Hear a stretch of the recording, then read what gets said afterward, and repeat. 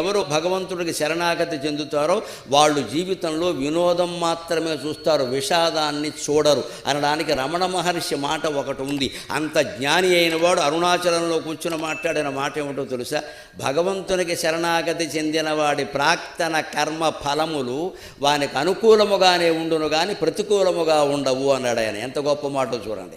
నిజంగా మనం నమ శివాయ, నమో నారాయణాయ, శ్రీమాత్రే నమః ఇలా ఏదో ఒక నామాన్ని నిరంతరం స్మరిస్తూ మనం శరణాగతి చెంది ఉండి నేను అనేదాన్ని మర్చిపోయే ప్రయత్నం చేస్తే అది ఎంత పుణ్యాన్ని మనకు కలిగిస్తుంది, ఎంత మనశ్శాంతిని ఇస్తుంది అంటే, ఒకవేళ పూర్వజన్మల్లో ఎక్కడో మనం ఏమైనా దోషాలు చేసి ఉన్నా వాటి ఫలితాలు మనకు అనుభవించాల్సిన అవసరం ఉన్నా అవి మనకు అనుకూలంగా మారిపోతాయి తప్ప ప్రతికూలంగా మారవు. అంటే ఒకవేళ ఏదైనా ప్రమాదం జరిగి ఇంట్లో మంచం మీద ఉండిపోవలసి వచ్చినా చివరికి మళ్ళీ సెలవు మానుకుని ఉద్యోగంలో చేరే నాటికి నువ్వు ఆ 3 నెలలు ఇక్కడ